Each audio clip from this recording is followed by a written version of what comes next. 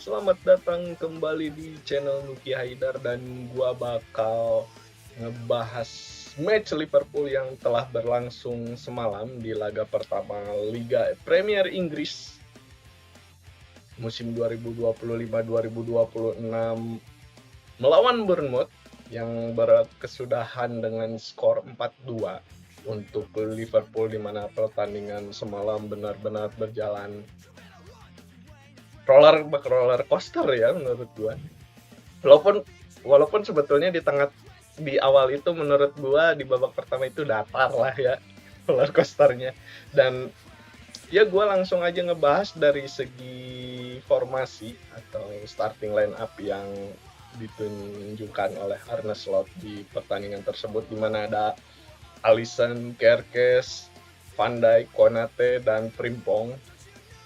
Ya, sama seperti laga Community Shield, backnya. Lalu di tengah ada Dominic Szoboszlai dan juga Alexis McAllister. Di posisi McAllister ini di pertandingan sebelumnya kontra Palace itu diisi Curtis Jones. McAllister menjadi ada di starting line up dan masuk ke daerah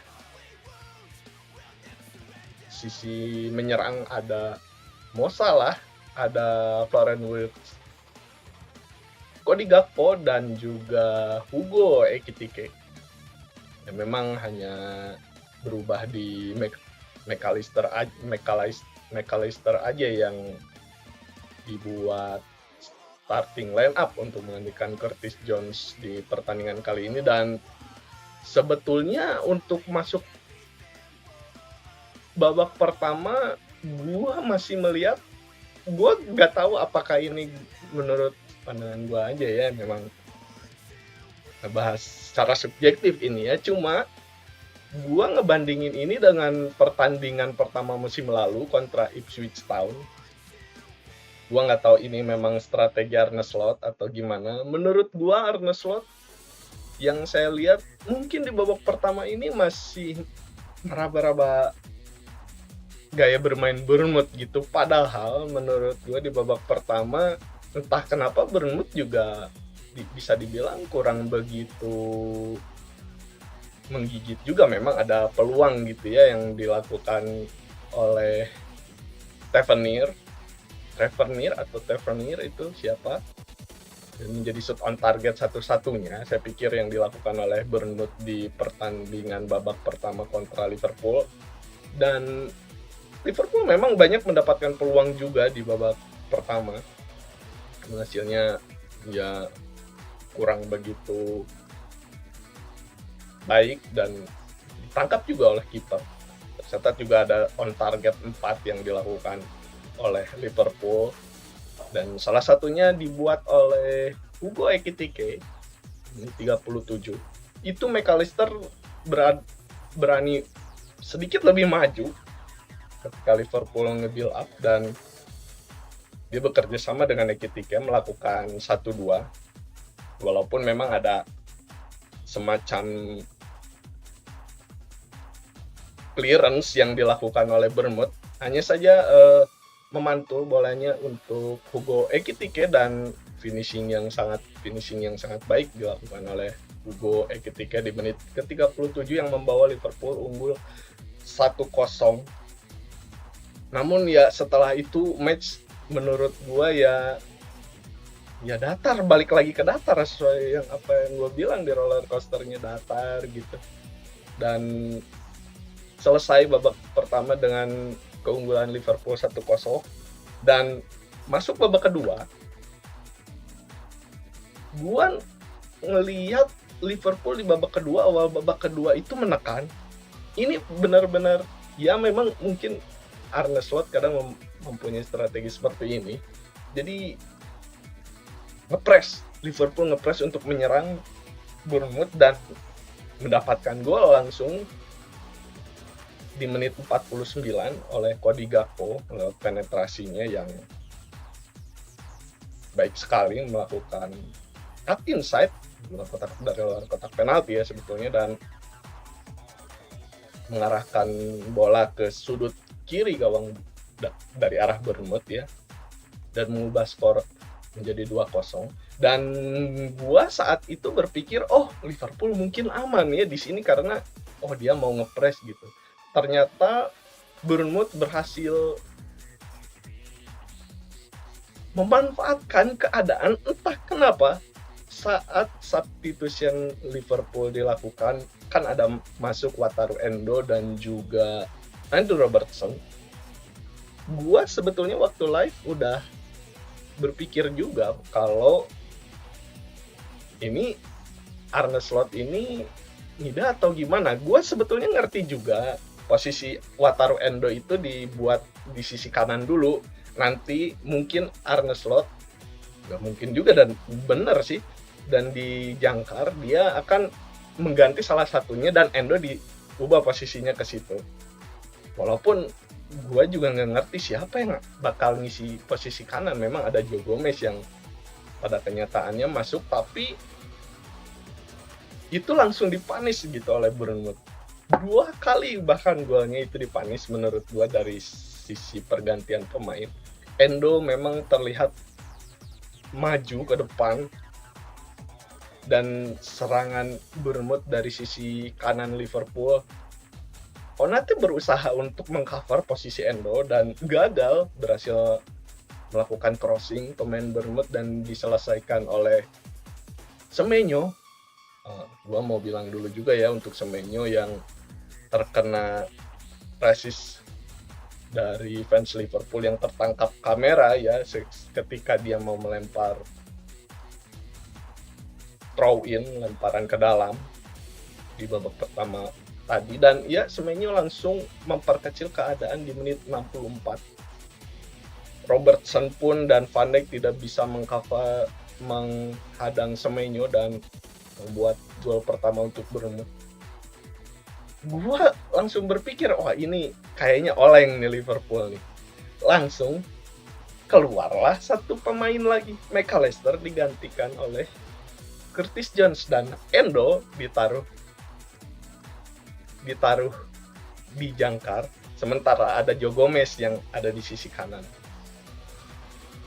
yang masuk di babak kedua. Dan gol Semenyo itu hampir bisa dibilang ya lini tengah Liverpool bocor gitu. Ada Curtis Jones dan juga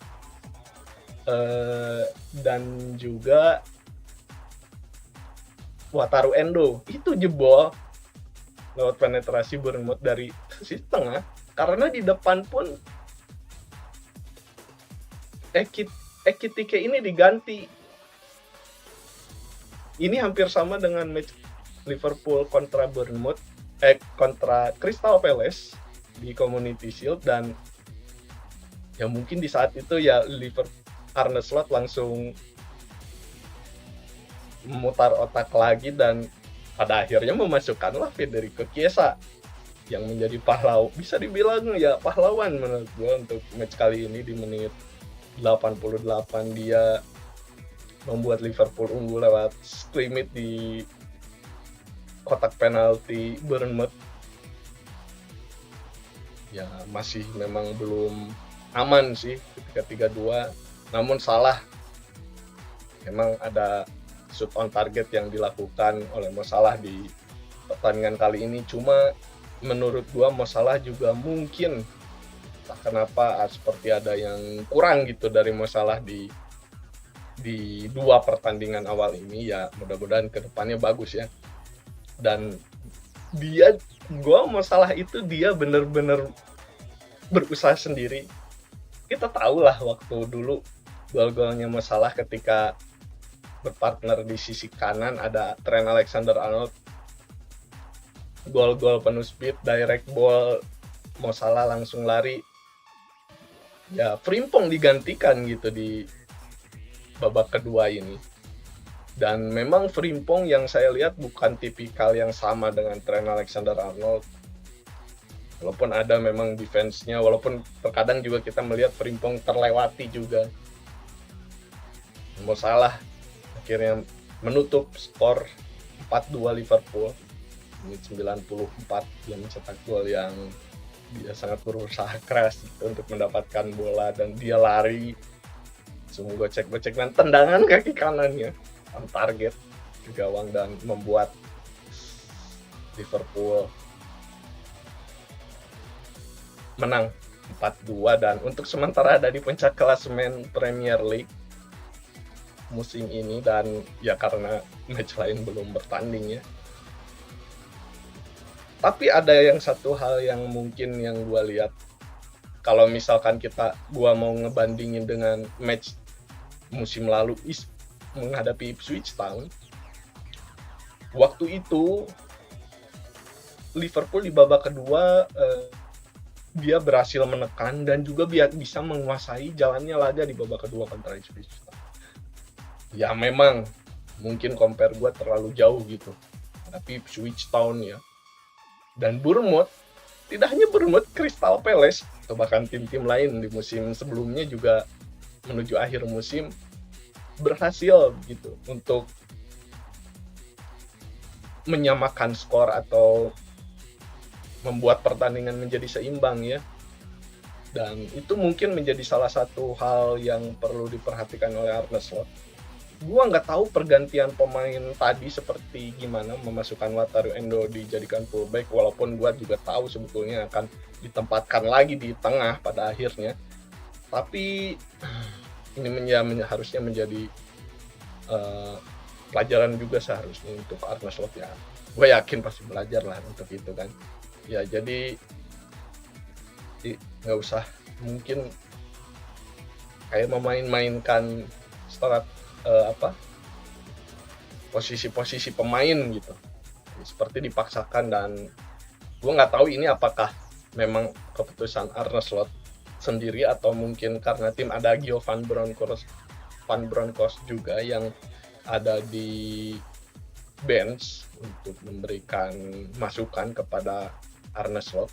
Tapi ya, dan banyak kekurangan juga gitu di lini pertahanan, entah kenapa Van Dijk mungkin di laga menghadapi Crystal Palace mengeluh membutuhkan striker, tapi pertahanannya memang gue nggak tahu, kecolongan 2 gol.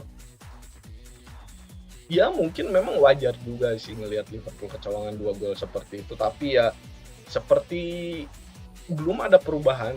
Gua nggak nonton pre-season seperti apa buruknya kata orang lain gitu, kata fans Liverpool yang lain tentang back Liverpool. Cuma yang gua lihat di laga kompetitif macam laga menghadapi Crystal Palace dan juga Bournemouth ini terkesan seperti apa yang dikatakan oleh fans itu benar. Ya gua berharap itu berubah juga, karena mungkin fans yang lain bilang bahwa Virgil van Dijk dan Konate atau Liverpool butuh back lagi, tapi gue nggak ngerti apakah Van Dijk dan Konate bisa diganti gitu. Mungkin Konate ada prone cederanya juga ya, tapi gue nggak tahu kalau Van Dijk gimana. Dan ya itu ya, gimana di transfer window ini masih berjalan sekitar 2 minggu ke depan hingga tanggal 1 September transfer window musim panas Premier League ini berakhir. Dan untuk match selanjutnya Liverpool kontra Newcastle, gua pingin nonton Newcastle nanti malam kontra Aston Villa, karena calon lawan Liverpool selanjutnya ya di 9 hari ke depan, atau mungkin bisa saja jadwalnya berubah ya, tergantung Sky Sport atau Premier League ngedesain jadwalnya kayak gimana ya. Tapi yang jelas laga selanjutnya menghadapi Newcastle yang ada hubungannya dengan Alexander Isak yang ngotot ingin pindah ke Liverpool. Ya mudah-mudahan itu menjadi titik lemah secara tidak langsung gitu ya untuk Newcastle menghadapi Liverpool di St. James Park. Tapi mungkin bila pertandingannya akan menjadi sulit untuk Liverpool, hasil terburuk yang harusnya didapat oleh Liverpool itu adalah ya imbang sih. Kalau mainnya buruk tapi dia ingin hasil yang bagus gitu, Liverpool jika misalkan menghadapi Newcastle nanti mainnya jelek banget, tapi ingin tetap mendapatkan hasil positif itu imbang saya pikir. Karena ya gue nggak tahu juga Newcastle gimana, gue nggak tahu, mungkin Arne Slot juga bakal ngeraba-raba lagi gaya bermain Newcastle seperti apa, atau mungkin bahkan sama seperti musim lalu gaya bermainnya ketika di St. James Park. Liverpool juga udah unggul waktu itu kan, disamakan gitu lewat kesalahan yang dilakukan Kelleher kan kala itu.